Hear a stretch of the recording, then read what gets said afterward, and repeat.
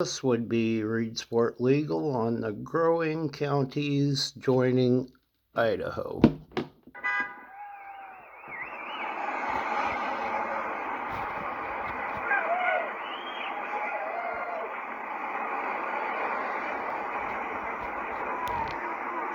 Another county in Oregon has voted to secede from their state, making now a dozen counties rising up and rebelling against imploding woke Portland. And they're hardly the last. Hey, gang, it's me, Dr. Steve, and we're going to see an amazing movement of patriots that's taking their state by storm, and it has their woke liberal politicians petrified. You're going to absolutely love this. These are scenes from the city of Portland, Oregon, the very definition of a city in decline. Public drug abuse, addicts passed out on the sidewalks or wandering the streets, homeless tent encampments litter many of the street corners, rampant mental illness, once considered one of the most beautiful and livable cities in the entire nation. Portland, through years of liberal Democrat rule, has become nothing less than an open-air insane asylum, and counties surrounding the city have begun to openly rebel against this insane liberal lawlessness and take matters into their own hands. On Tuesday this week, residents of UMPQUA County in eastern Oregon came out en masse and voted to become the 12th Oregon county to secede from the state and join their neighboring red state, Idaho, which is now being dubbed the Greater Idaho Movement. 12 counties and counting! Several more counties are scheduled to hold similar votes in the near future, which means that all told, we're talking half of Oregon's counties, half, are preparing to secede from their state and join up with deep red Idaho. Commentators have noted that if this secession were actually implemented, that would mean that 3/4 of the landmass of the state of Oregon would be emancipated from the imploding city of Portland, which in turn would make Idaho the third largest state in the union in terms of landmass. Now, we've talked about this before, but the logic that's animating the secession is rather simple.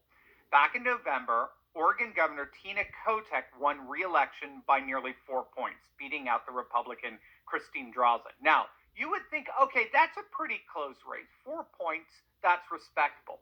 But take a look at the Oregon governor election results map.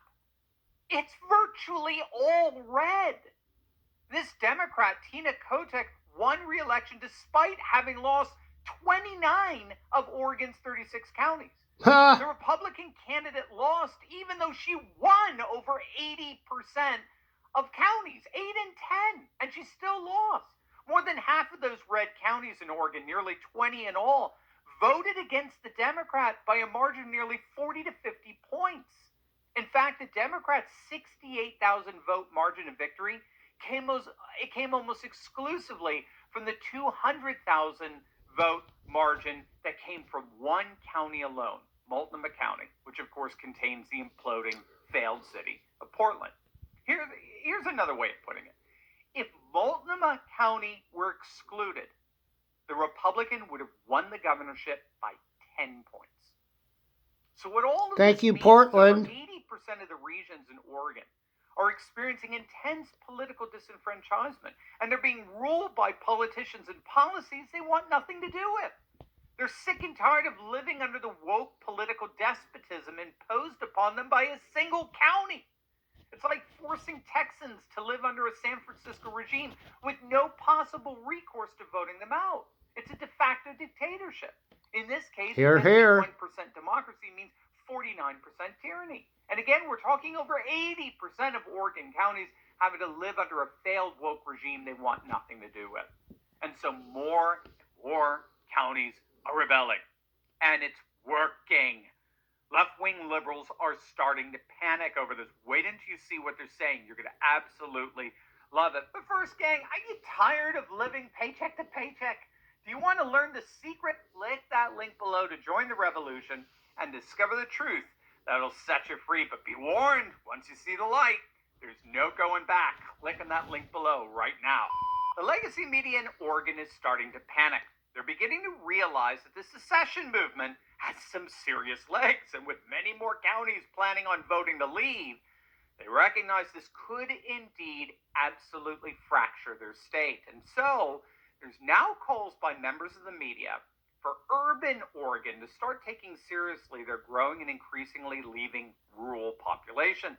Some of the proposals involve bringing back a rural policy office so as to ensure that rural concerns are fully included in political decision making.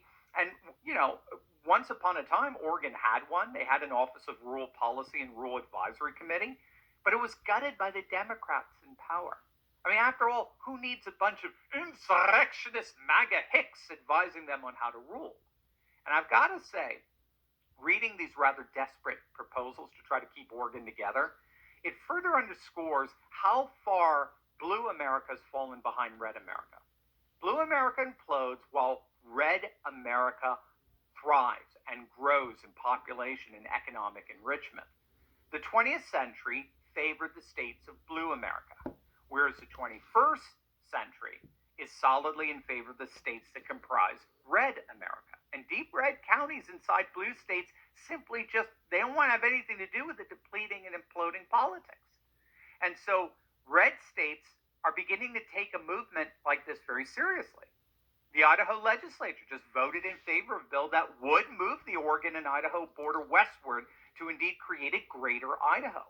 The bill authorizes Idaho legislators to present a proposal to Oregon politicians about relocating the border to the Cascade Mountain Range, which would end up incorporating over 60% of Oregon's landmass into Idaho. So the Idaho legislature looks like they're ready to do this. And there's even a bill that was just introduced in the Oregon Senate that would indeed begin talks with the Idaho legislature on adjusting the border, recognizing that the difference between urban and ex-urban Oregon is simply irreconcilable. So obviously we'll be keeping a very close eye on how things develop here. But with the latest referendum passing, one thing is clear. The Greater Idaho movement keeps getting greater. Okay, just a second here.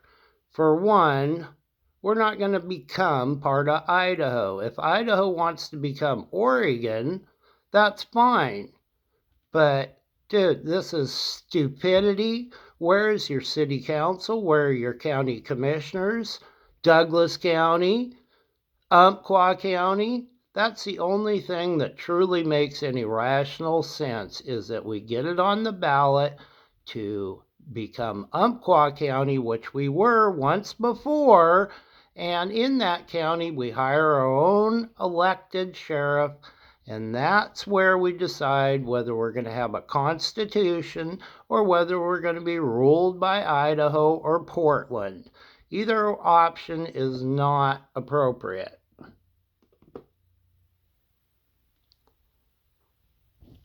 Give me a second here.